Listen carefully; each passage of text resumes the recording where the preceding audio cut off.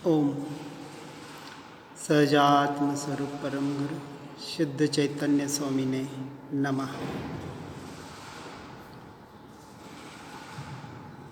अविरत सम्यक दृष्टि,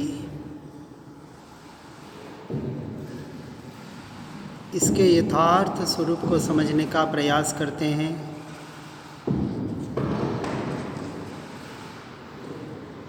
योगी गण या मोक्ष के साधक आत्मा को अशुद्ध करने वाले 3 प्रकार के सम्यक दर्शन, मिथ्या दर्शन तथा 4 कषायों को छोड़ चुके हैं। मिथ्या मोहनीय, मिश्र मोहनीय, सम्यक्त्व मोहनीय, ये 3 मिथ्या दर्शन और अनंतानुबंधी क्रोध, मान, माया, लोभ, ये 4 प्रकाश। इस प्रकार से सम्यक दृष्टि जीव के कर्म की 7 प्रकृतियों के उपशम सम्यक दर्शन होता है। वह इन्हीं के क्षय से क्षयिक सम्यक दर्शन होता है। अब इसका लक्षण समझना है। ये प्रकृतियां क्षय होने का अर्थ कि वह जीव शुद्ध आत्मिक श्रद्धा या रुचि या प्रतीति या आत्मानुभूति या स्वरूपाचरण रूप स्वप्रवृत्ति, जिन भी शब्दों में कहें, उस आत्मा के यह प्रकाशित हो जाती है। संपूर्ण टंकोत्कीर्ण श्रद्धान अपनी आत्मा का, अपने अस्तित्व का, अपने होने पने का सहर्ष स्वीकार, अर्थात पर द्रव्य पर भावों का संपूर्णतः अस्वीकार, पर में मैं मेरापना संपूर्णतः छूटना और स्व में मैं मेरापना स्थापित होना, इस अपूर्व दृष्टि के प्रकाश से वह हर एक द्रव्य गुण पर्याय को यथार्थ रूप से समझता है। शुद्ध को शुद्ध, अशुद्ध को अशुद्ध, स्व को स्व, पर को पर संपूर्णतः स्वीकार करता है। व्यवहार को व्यवहार, निश्चय को निश्चय जानता है, मानता है और वैसा आचरण में लाता है। आचरण यह बहुत महत्व की वस्तु है। जीवन में उतारना, उसे कर्म सहित आत्मा की व कर्म रहित आत्मा की परीक्षा उसी तरह आ जाती है जैसे एक जौहरी को निर्दोष या सदोष रत्न की परीक्षा होती है। अपने आप से अपने भीतर जाकर अवलोकन करना, संसार के प्रति मोहासक्ति कितनी है। घर, स्त्री, पुत्र, परिवार आदि, धन, दौलत, संपत्ति आदि या शरीर आदि,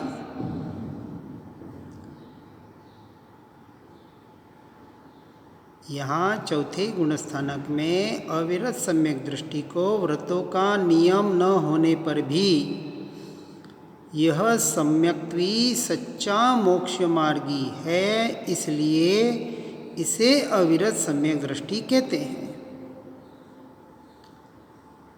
यद्यपि वह 5 अणुव्रतों का प्रतिज्ञाबद्ध धारी नहीं होता है, तथापि उसके भावों में 4 भावनाएं दृढ़ बनी रहती है। निरंतर अपने स्वरूपाचरण चारित्र के द्वारा पर द्रव्य पर भावों से छूटने का उसका प्रयास होता है, निवृत्ति का। प्रशम, संवेग, अनुकंपा, आस्तिक्य, शांत भाव में रहना, कषायों की तीव्रता न होना, ये जो सम्यक्त के 5 लक्षण बताएं।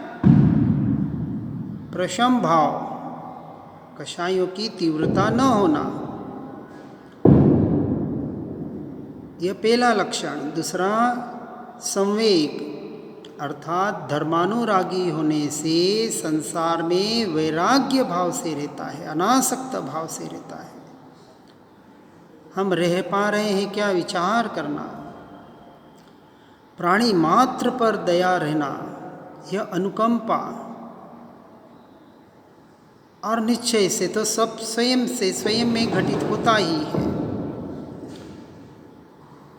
6 द्रव्यों की सत्ता में व उनकी परिणतियों में व 7 तत्वों में दृढ़ श्रद्धान होना, यह आस्तिक्य, अर्थात अपने अस्तित्व का और पर के नास्तित्व का संपूर्णतः निर्णय, श्रद्धान, यह आस्तिक्य भाव है। इसलिए वह अहिंसा का नियम न लेते हुए भी अहिंसा का यथाशक्ति पालक होता है। जीवन उसका स्वच्छंदी नहीं होता, इसलिए वह न्यायमूर्ति होता है। न्याय मार्ग में सदाचरण में जीवन जीने में, दयालुपने में आदि जो योग्य गुण होने चाहिए वो उसमें होते हैं। नियम लेना और नियम का पालन करना जरूरी नहीं है, उसे अनुव्रत नहीं है, 11 प्रतिमाएं नहीं है, इस अर्थात वो उसका पालन नहीं करता। पालन तो करता है, पूरा प्रयास करता है, परंतु प्रतिज्ञा नहीं ले पाता क्योंकि उतनी दृढ़ता नहीं ला पा रहा है।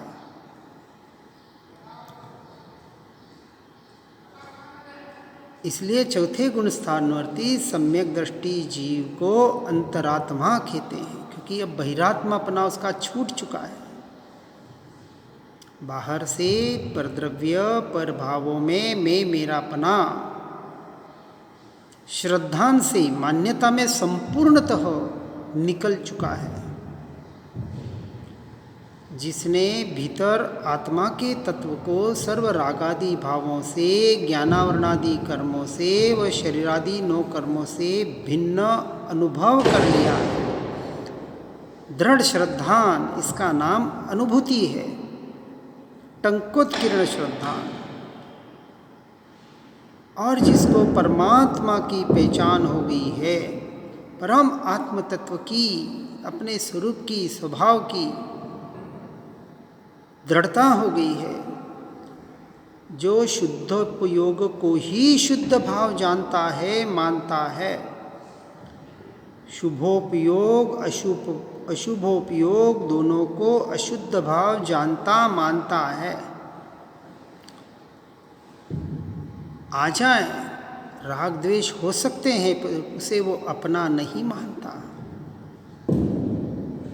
उसकी श्रद्धा में जैसे हिंसादि पाप बंधकारक हैं, वैसे ही दया, दान, पूजा, भक्ति, जप, तप आदि शुभ भाव भी बंधनकारक मान्यता में है, क्रिया में हो सकते हैं, होते हैं। कांजी स्वामी कहते थे गुरुदेव, अरे शुभ भाव नहीं आएंगे तो क्या अशुभ भाव आएंगे? तो अशुभ भावों को तो संपूर्णतः है हेय मानता है, और शुभ भावों को शुद्ध की अपेक्षा से उपादेय मानता है। यदि शुद्ध की ओर ले जाने वाले शुभ भाव हो तो उसे भी हेय मानकर अपने जीवन में आचरण में लाता है, उसे संपूर्णतः उपादेय नहीं मानता। निर्विकल्प निर्विकार मन वचन काय की गुप्ति रूप स्वसंवेदन स्वरूप एक शुद्ध भाव ही ग्रहण करने योग्य है, ऐसा दृढ़ श्रद्धान गाढ़ श्रद्धा उसे हो गई है। इसलिए वह अन्य सर्व अशुद्ध भावों की श्रद्धा की अपेक्षा त्यागी हो जाता है। बाहर से त्यागी नहीं है, परंतु श्रद्धा की अपेक्षा से संपूर्णतः उसने उसका त्याग कर लिया, उसे अपना मानना छोड़ दिया। इसलिए वह संसार में किसी भी शुभ अशुभ प्रवृत्ति को करना नहीं चाहता। कषायों के उदय से लाचार होकर गृहस्थ योग्य कार्य करता है। कब तक? जब तक जिम्मेदारी पूरी नहीं होती है तब तक, अर्थात बच्चों की शादियां नहीं हो जाए, घर गृहस्थी से निवृत्ति न आ जाए, तब तक, जीवन भर के लिए नहीं।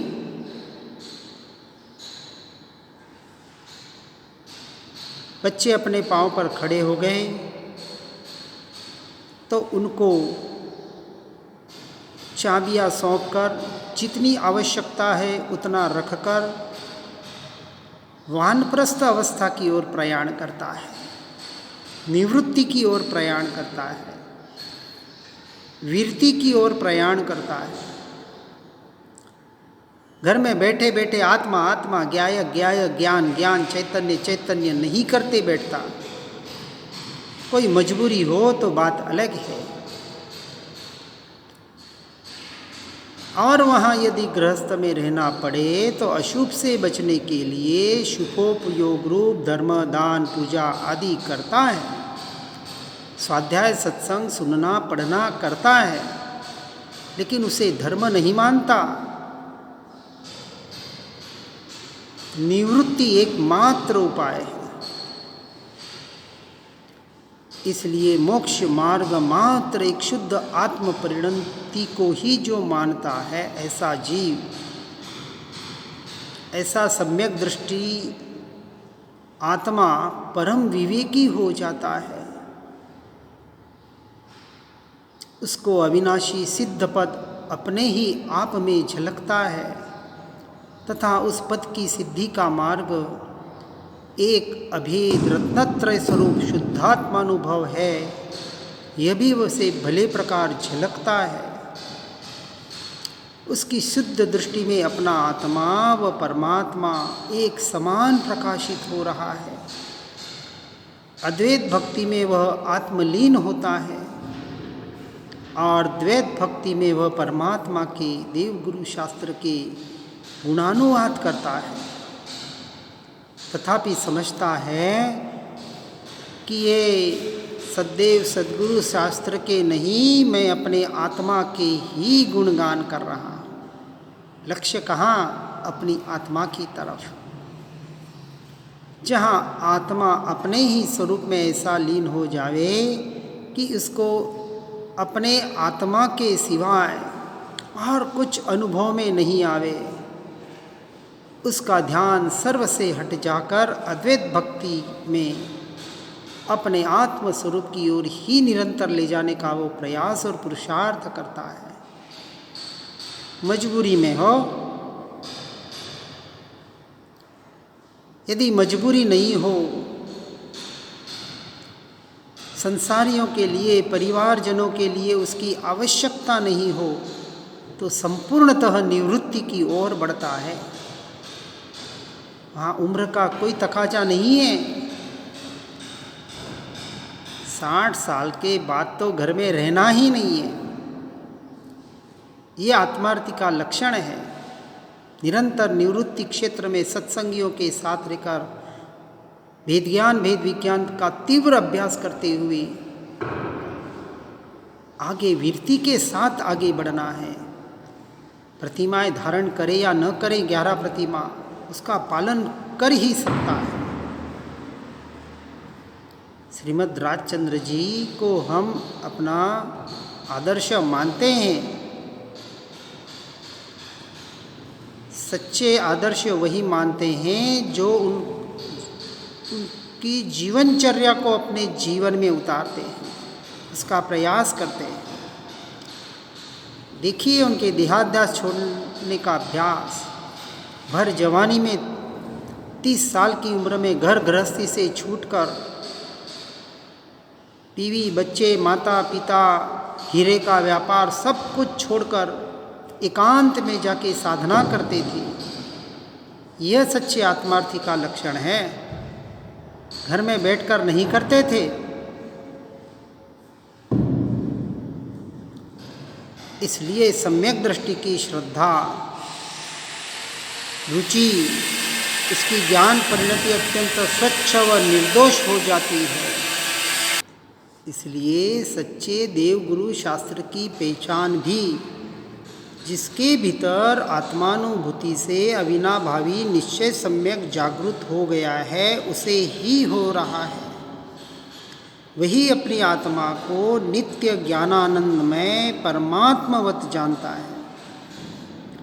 वह जानता है, मानता है कि जैसे परमात्मा का स्वभाव सर्वज्ञ वितराग में है, वैसा मेरा स्वभाव भी सर्वज्ञ वितराग में है।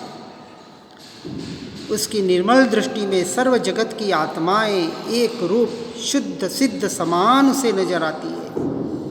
किसी के दोषों पर दृष्टि नहीं जाती। उसके भीतर अपूर्व साम्य भाव प्रकाश हो जाता है। राग द्वेष की कालिमा दूर हो जाती है। और मजबूरी में गृहस्थ में रहना पड़े तो वहाँ से पूर्ण विरक्त भाव में रहता है। बाहर से रागी द्वेषी दिख सकता है, परंतु भीतर से वह पूर्ण वैरागी व साम्य भाव का धारी होता है। वही जगत के कार्य करता हुआ भी अकर्ता है, बाहर के क्रियाओं को भोगते हुए भी अभोगता है, क्योंकि मान्यता से, जड़ मूल से उसने अपना मानना छोड़ दिया है। इसके लिए पूज्यपाद स्वामी इष्टोपदेश में कहते हैं कि जिसके भीतर दृढ़ प्रतीति आत्म तत्व की हो गई है, वह सम्यक दृष्टि बोलते हुए भी बोलता नहीं, चलते हुए भी चलता नहीं, देखते हुए भी देखता नहीं, क्योंकि शरीर की क्रिया को जिसने अपना मानना छोड़ दिया है, संबंधों को अपना मानना छोड़ दिया है, उसके निमित्त से होने वाले पर भावों को, मोह राग द्वेष के भावों को अपना मानना जिसने छोड़ दिया है, एकमात्र अपनी आत्मा द्रव्य गुण पर्याय सहित अभेद अखंड एक परिपूर्ण अभेद ध्रुव तत्व जो मैं हूँ, यह जिसने स्वीकार कर लिया है अनुभूति के आधार पर, मात्र पढ़ सुनकर नहीं,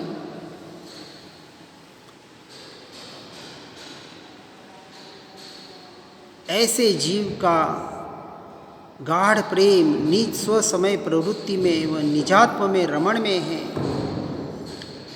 और इस अपेक्षा से इसलिए वह अन्य कार्यों को उदासीन भाव से करता है, अनासक्त भाव से करता है। हमें भी इसी तरह से अनासक्त भाव में रहकर अपना भीतर,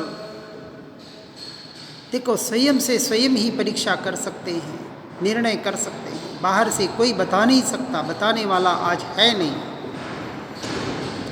स्वयं से स्वयं को ठग सकते हैं और स्वयं से ही स्वयं को जगा सकते हैं, सुधार सकते हैं, और कोई उपाय नहीं है।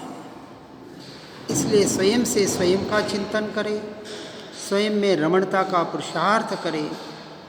यही एकमात्र साधना है। हर जीव इस साधना मार्ग में आगे बढ़ने का प्रयास और पुरुषार्थ करें। इसी भावना के साथ ओम नमः सिद्धम। स्यद्वादिनय षट द्रव्य गुण पर्याय और प्रमाण का, जड़ कर्म चेतन बंध का, अरु कर्म के अवसान का, कह कर स्वरूप यथार्थ जग का, जो किया उपकार है उसके लिए, जिन वाणी माँ को वंदना शतवार है, वंदना शतवार है।